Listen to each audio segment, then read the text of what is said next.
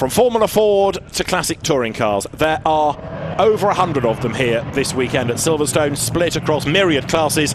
Next we're going to have a look at the two extremes, the Touringcars pre-2005s and the Thermex Classic Saloon and Historic Touring Car Championship, which effectively is pre-66, and there is a real variety of car. Two races in one, two grids in one. The more modern machinery will go first. Philip Joes on pole position. He was the winner yesterday, having got past Gary Parks. And in the pre-05 class, you're looking at the likes of Peugeot 206s and Ford Pumas. But it is in the older class, perhaps, that we're going to have some very competitive racing. You're on board with Steve Barber's Ford Anglia. Jason Brooks was the winner of that division yesterday after a really good fight with David Hall and Steve Sprigg. We have a very varied grid. We have action all the way through the field. Yeah, so on board with Steve, our on-board camera, as it were. 1963 that car was built, bless him, and it's in the original block and engine as well, and he absolutely loves it. It's a sort of pride and joy in one of my favourite colours as well, that sky blue as well, so very easy to pick out as well from our camera car point of view. So looking forward to getting some good on board from him throughout the race. You have Minis, you've got Cortinas, Ford Anglias, there's Nick Strong's Ford Consul Classic, the Morris Minors, Austin A40s, Hillman Imps, a real mixed bag, and we have to keep our eyes across these two races because you've got the modern machinery up front having their own championship fight, and they're headed there by Philip Joes in the Silver Clio, working his way up towards the grid. Gary Parks will start alongside him in the black Peugeot, and then behind you've got Philip Burden and Paul Waterhouse as well. Does he know in the Silver Clio he's left his number plate on? It shows what a dependable car it is, doesn't it? That One you can careful owner. Drive home again, exactly right. And also, it is good to see that you've got the Kenneth Adlard driven Alfa Romeo 145 gracing the grid. Not enough 145s go racing. A few appear in the Alfa Romeo series at the BRSCC runs, but it's good that you've got the 145 in this category as well. And there is a snapshot of what the pre-66 touring car division is like. Triumphs, Cortinas, Morris Minors, A40s, a really varied grid with different shapes and sizes. The Morris Minors there you can see at the back of the field, ready to go racing.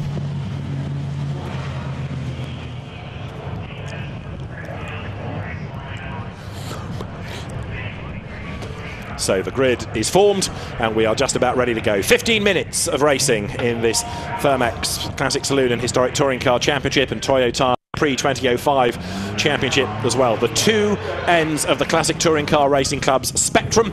There are the grids. Steve Barber forms up there now in the Ford Angle box, and we should, in a moment, be ready to go. 15 minutes ahead of us then, as I say. Morris Minors at the rear of the grid, and the 5-second board is shown. The lights go red. Remember how cold and slippery it is as the cars accelerate away. Everybody goes at the same time, despite two grids, and a really slow start by Jason Brooks in the Mini, who is absolutely swamped, isn't he, on the way down towards the first corner. The artist, the London-based artist in the Mini, goes backwards, and you even got the Cortinas look mixing it with one or two of the slower of the 05 class cars. Big slide there, look, going through Cops for Richard Sprigg's Ford Anglia. What a save, Charlie. He managed to hang on to that. That was brilliant. I was just waiting for it to cut back again and spit him off the other side, but well, 10 out of 10 for car control. That brilliant stuff. Watch out the new Stig, that's all I say. Brilliant. Now your poleman Philip Joes has lost out. He's down to third. So Gary Parks and Phil Burden are the two ahead of him as they work their way onto Wellington Straight. Richard Sprigg is still trying to get the Anglia at an even more terrifying angle. On the entry form, did it say drifting competition, please apply? Retro drifting, it's a new future. Right, down they come, then into Brooklands for the first time. Somebody else to look for, by the way, in the pre-05 part of the race is Jamie Chadwick. Jamie, who was racing at Alton Park yesterday, here in order to get signatures on her licence, ready for a GT4 assault that kicks off at Alton Park next week. She was in Caterhams and Citroën 2CVs yesterday, and busy today as well with classic touring cars coming then now up towards the end of lap number 1. So the leader is Gary Parks. He led yesterday before Philip Joes came along and relieved him, and there in the pit lane is Robert Strutt's Jaguar S-Type, and I'm afraid that has not made it to the start of the grid. A very frustrated Robert Strutt is not able to strut his stuff, I'm afraid, due to mechanical dramas. Leaders turn their way through Copse Corner. We're on to lap number 2 then in this 15-minute race. Right, we've got a little mini fight developing, haven't we, now at the front look of the pre-66 division as they go diving through Copse, with Jason Brooks now taking on the similar cars. We've also got David Hall in there with his Cortina. Just looking at it, our camera car looks like it's dropped back a little bit from that shot there, because I just literally saw at the corner of my eye another. This is probably, I'm sure it must say drifting on the competition entry form of this championship. So they're big sideways, absolutely massive sideways though through there. Very, very slippery corner. We've already said how greasy the circuit is today, and that really is proved by these guys getting the back end out of the car. And I think he got a little bit of help there as well from somebody as well. He did. Paul Waterhouse was the one that had the big nudge and the big slide. This is the change for the race lead. Philip Jones, like yesterday, goes ahead then of Gary Parks. He goes around the outside at Brooklands. So Philip Jones it is who takes over the advantage. It may not have been a great start, but it kind of builds up to it. When everything's up to temperature, then Philip Jones goes very well in this Clio. He's up front then as the cars work their way through. At the end of 2 laps, Gary Parks is second, and these two have checked out. Look at the gap behind them. Up into third after the nudging and sliding and drifting and everything else at Beckett's is the leading Puma, Jeff Windsor's car. Yeah, it'd be really good to see these guys have a little battle on their own, but at the same time, if they make any mistakes at all, that following pack, third, fourth, fifth, etc., are not still too far behind, but they're a good sort of 10 or 12 car lengths ahead at the moment, so they're in their own little battle. Paul Waterhouse back up on the inside, retakes third place there, looking the Peugeot going into Copse. Down a spot drops Jeff Windsor, and then also running with them is Philip Burden. And then you've got the next of the Pumas, which is Damien Craig. He's running in 6th spot. And the Alfa Romeo selflessly sacrificing itself to let all these other pesky hot hatches beat it in this race. But the 145 Kenneth Adelard's car is down in 7th. There's way wide into Beckett's goes Jeff Windsor. Steers it away from the green bits though. Yeah, just salvaged it, stayed off the curbs on the exit, and he'd probably actually done one of his fastest lap times doing it that way. He braked late and stayed on the grippy bit of the tarmac, which is the outside line around the Maggots Beckett's complex, so fair play to him. And then in the pre-66 part of the race, it is now Jason Brooks, David Hall and Andy Mesham with his Mini all running together at the front. Down they come towards Brooklands. This is the race battle that's going on for 4th place now, with Phil Burden having got himself up past Jeff Windsor. So the Puma's moment of glory in 3rd, I'm afraid, did not last long. It's faded down to 5th, partly a legacy of running wide up at Beckett's. Burden in that very, very smart Peugeot round the outside at Brooklands to hang on to the place, hunting for more traction, which you find on the outside in these conditions. That's a really good example there, actually. You saw the Puma up on the inside, which in theory is the tighter, shorter line and the faster line in the dry, but the Peugeot on the outside was just getting on that grippy bit of tarmac, which is the bit that's used the least, so it's got more grip to the tarmac, and then actually got the run on the exit up the main straight there. Look at that, nice bit of pit crew sort of fans there as well, of the wearing nice woolly hat. I wish we were wearing that woolly hat. You are not wrong on that. This is not the warmest of days at Silverstone. Jason Brooks leads the pre-66 division. You're looking at the Cortina of Graham Myers, which was 12th at the start of the lap, but he's 13th at the end of it, because the sideways Anglia of Richard Sprigg has got ahead of him. And ahead of Richard Sprigg also is Stephen Sprigg with the Cortina. There's Richard Sprigg's Anglia, which is being remarkably stayed for the moment by going in more or less a straight line. No, correction, it's up on the curve. That starts to get it going again. He's good value, Richard Sprigg. We like him. He's brilliant. It's like he's doing a Scandinavian flicking yes. it one way or the other way, on the exit and the entry and mid-corner. Love it. He survives for the moment, heads up towards Beckett's. There he is, sideways again, and then behind him Graham Myers' Cortina has got company now from the Triumph that's joined in the mix. Sorry, the Triumph, the Ford Consul, I should say. Nick Strong at the wheel of it, and Nick, who's also got his Ford Capri to play with later on. And then behind them, Jamie Chadwick, having an outing in this car really just to gain signatures on her licence so that she can go into the British GT Championship in a week's time up at Alton Park. Jamie, who's come out of Ginetta Junior racing and has been busy in the last few weeks racing anything, anywhere. You get this at the start of the season, you get random people in random championships for that purpose of gaining signatures on their licence. Now, the Ford Consul, which is not a car you see racing every day of the week, is giving energetic chase here to the Cortina of Graham Myers, isn't it? Yes, definitely so. They look quite similar, you know, that sort of similar sort of era, but at the same time, not something that you see regularly driving beside a Peugeot 206 with sort of front headlights, etc., working and normal wipers, really. So very, very different to see, and quite cool to see these cars mixing at this Silverstone, greasy Silverstone day. Right, Richard Sprigg turns into Copse. Does he go sideways? Probably. Under braking, Graham Myers gets a little bit crossed up. Jamie Chadwick has put one spot on Nick Strong, their number 32. Nick, who's got quite a nice collection of Fords that he goes racing with, either with the CTRTC or the Historic Sports Car Club, and heads up now towards Maggots. Up front, it is still Philip Jones, winner of yesterday's race, leading now by 3.7 seconds, and Jamie Chadwick in a kind of invidious position here, because she wants to make sure she gets to the end and wants to be competitive, but doesn't really want to spoil anybody else's race, because she's not part of the championship. So she's in this battle, but not really wanting to be part of it. And just looking at it as well, it looks like sort of Heartbeat, the TV show, meets EastEnders. It's just so classic and so modern. I'm absolutely loving that. That poor Peugeot sandwiched in between two absolutely iconic classics, you know. It's great. And eventually Jamie lets them go, thinking, I don't want to spoil your battle, so she lets them go down towards Brooklands, and the Cortina stays ahead of the Consul Classic for the moment. But great experience for her as well, absolutely great experience. So to get your licences, you must finish the race. So that's why she didn't want to get involved in their battle. She's a completely, you know, in theory, a different class, as it were, a different car completely, as we've just commented on. But you know, great experience, learning new circuits, getting different cars, and all that side of things. So yeah, she needs to finish to get her licence. Up towards Woodcote then comes the fishtailing Cortina. Graham Mars goes through, and now Nick Strong in GWC 893 has a look to the inside there as they head down towards the braking zone. Is he going to be able to make his move? Not really. Silverstone National Circuit is a night-wide circuit, but he doesn't commit there, especially given how greasy it is. So we have now 6 3/4 minutes to go of this 15-minute race here at Silverstone.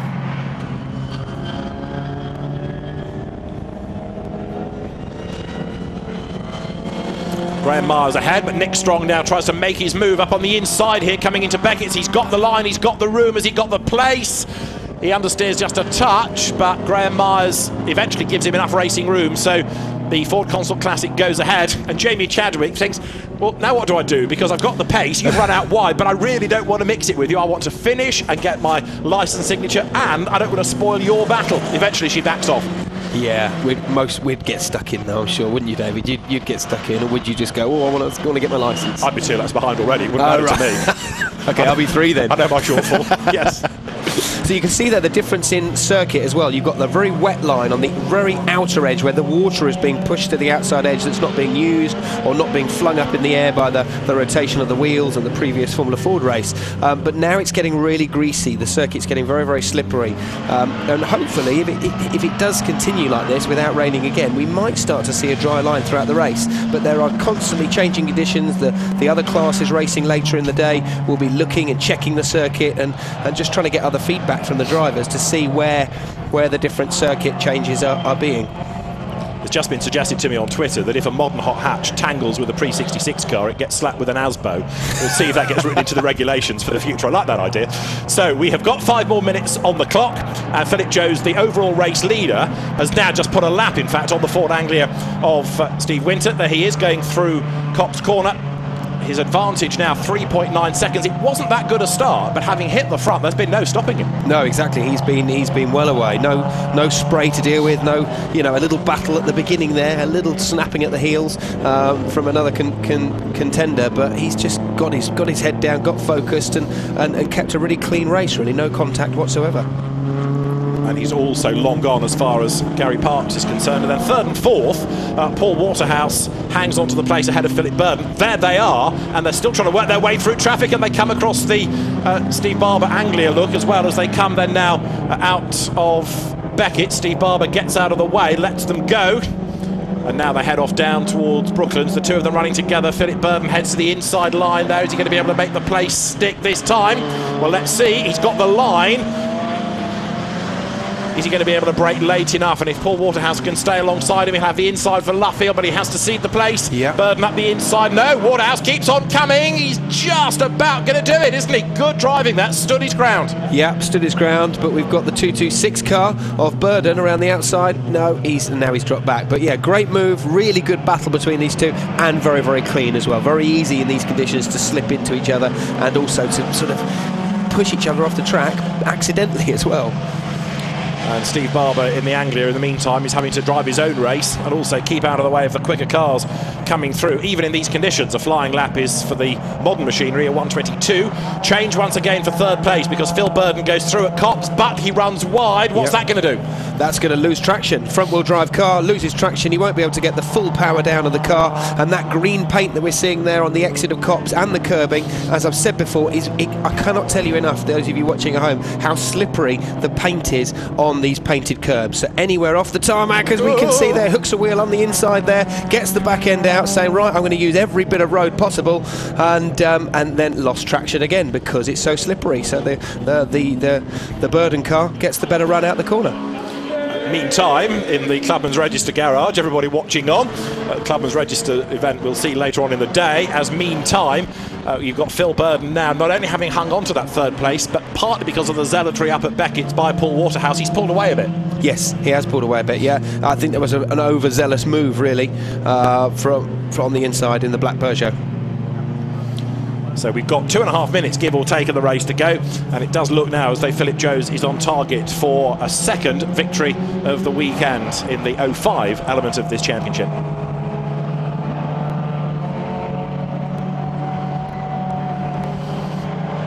Gary Parks, you just saw going through Copse in second place. And here's a really good snapshot of all of the pre-66 machinery pouring up through Maggots. Morris Minor, Lotus Cortina, Ford Anglia. Yellow flag waving as well on the approach to Beckett. So who have we lost? Let's have a look. Ooh. There's an imp that's all devilish and has gone very wide there, but out of harm's way. No harm done. Yeah, back on track. That was Freddie Brown in his first weekend of racing, age 60, and started racing this weekend. Still got it though, isn't he? Bless, still got it, and fair play to him as well, you know. Give everything a go. Once we've got a great battle here, the leader overtaking some of the back markers as we come into the Brooklands and Luffield complex here at Silverstone. The Sprigs trying to get themselves together for a fight, aren't they? The Cortina staying ahead of the Anglia. The lead gap, I think the traffic had come down a bit, but it's gone back up again. So, 1 minute and 27 on the clock. It's going to be touch and go this as to whether it's one more lap or two. Let's just see, the clock ticks. It's going to be one more lap. As a sideways Richard Sprigg again wags the back of the Anglia. He's sideways coming onto the straight, and he would have left Luffield by then, so he's still now going straight, and he's still going sideways. They are having so much fun out there, and fair play to them. I don't blame them. You know, in these greasy conditions, you either you've got to enjoy it. Gary Parks in the black Peugeot in second place has just done the fastest lap of the race. He's brought the lead gap down to 2 seconds. I'm not sure he can do enough to get the lead, but he's taken a second out of the leader's advantage. There is third going through Phil Burden. Fourth is Paul Waterhouse. We're on the final lap now. We've got less than a lap time left in the race. 45 seconds and counting are on the clock. Unless the leader makes a silly mistake, outbrakes himself into Brooklands, or even goes wide on the exit of Luffield and gets on the curbs, that 2 second can easily be taken out of it, but he's kept it clean for all the race, so I very much doubt it, but you never know. It's also the traffic. If you encounter a slow car at exactly the wrong moment and you have to change your game plan, that can affect things. I still think it's fantastic, the variety that the Classic Touring Car Racing Club is able to put onto one grid. I know you've got different championships, the pre-66 and the pre-05 running together, but it shows that the cars are around and you can go racing in machinery that doesn't cost a fortune to run. The regulations are such that it's fairly standard preparation, and it's not like some of the more exclusive historic categories further up the order. It's a good grassroots way into historic motorsport. Now, Philip Jones is going to open his season with 2 wins at Silverstone. Checkered flag at the ready. 2 out of 2 for Philip Jones as he comes across the line. Gary Parks second, and he was closer still at the end, 11/10 of a second back, but it wasn't enough. So it's a second win of the weekend for Philip Jones. Gary Parks second for the second time, and Phil Burden, third yesterday, comes across the line, third today. The fact that the top 4 are all in grid order doesn't really tell the full story of the race, because quite a lot happened. And then what's happening in pre-66 world, again, wasn't a great start, but Jason Brooks is the leader, and I'm afraid to say that on the very last lap, the Morris Minor there, look, of Keith Wright, the plumber, has come to grief. The 1967 built Moggy Minor facing the wrong way. That was on the way into Luffield, so he's gone round Brooklands at the end of Wellington Straight and spun off in the middle of the track, but no harm, looks like it's done. Hopefully he can get it going and get out of the way. Yeah, fingers crossed. Sometimes if the car's a bit hot, it doesn't want to restart, does it? But as long as everybody can avoid him, and then he can get going again, that will be good news. Kenneth Adlard 6th at the 145 Alfa Romeo as he comes across the line. And is it going to be Jason Brooks from pre-66 pole to take the honours? Stephen Barber's blue Anglia arrives in the background to take the checkered flag. Andy Mesham's Mini third in pre-66. There is David Hall coming up towards the line, but Jason Brooks is home ahead of him. So it is a win for the Mini, and the Cortina, there's the Mini just further up the road of Jason Brooks, having recovered from his poor start to take the category win. And David Hall it is who takes 9th overall and 2nd of the pre-66 division drivers in the Classic Saloon and Historic Touring Car part of the race. Philip Joes then it is, in the road-going Clio, that comes home victorious. And a good second race of the weekend for him. 2 wins here at Silverstone this weekend. The perfect start to the weekend, the championship season. Philip Joes, the winner, Gary Parks. 2nd, Phil Burden it is, who takes 3rd ahead of Paul Waterhouse. And then Jeffrey Windsor, who was up and down the order a little bit, 5th in the Ford Puma. And the Alfa Romeo 145 of Kenneth Adelard comes home in 6th. And that's the top 6 overall, and also in the pre-2005 division. Jason Brooks, David Hall, and then Andy Mesham, the top 3 out of the pre-66 part of the race. And there's plenty more from the Classic Touring Car Racing Club to come later on in the day here from Silverstone. And we'll hear from our race winner right after the break.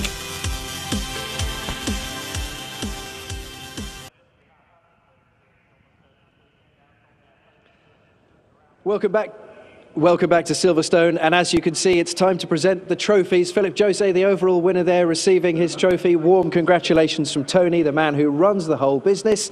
And of course we have the Jason Brooks, the 66 winner, as well, with his trophy. Excellent stuff. So Philip, if we can just bring you in and we'll have a chat about the conditions and the race itself. I see you've got a whole posse of fans here that want to get your photo as well. Yep. How did that feel? Yeah, really good actually. That's my team, SVG.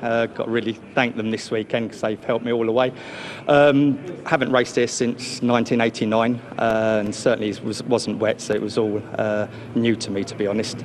Built this car last year for my sons to race, so I thought I'd come out and give it a go. But didn't. Are you just showing them how to use it then? You built it for them and it's like, listen, this is what you do with it. Yeah. Well, the car can do this, now you lot have got to do it. So yeah, so really pleased with the result really, because I didn't expect that at all, especially in the wet. And it must be incredible racing against so many classic cars. It must be so much fun. Yeah, I mean, basically the classic cars really struggle in the wet. The tyres are nowhere near as good as what the 2005 championship are running. So as soon as you come behind them, you have to give them respect and space, especially when you think that my car's worth probably a 5th of what any of those cars are worth. So yeah, you have to give them plenty of room and respect them as well. So I'm taking it you enjoyed it. Lovely, yeah. I'm glad it's all done now anyway. Brilliant, so, congratulations. Very many thanks for talking to us. Well, let's see some highlights of that race as we rejoin David Addison. As ever, loads of action provided by the Classic Touring Car Racing Club. And just like everybody else at Silverstone today, far from ideal conditions in which they were forced to perform. Steve Barber with the Ford Anglia was busy at work at Copse on the first lap, but even busier was Richard Sprigg, whose Ford Anglia created the save of the day. A massive slide, and he wasn't done yet.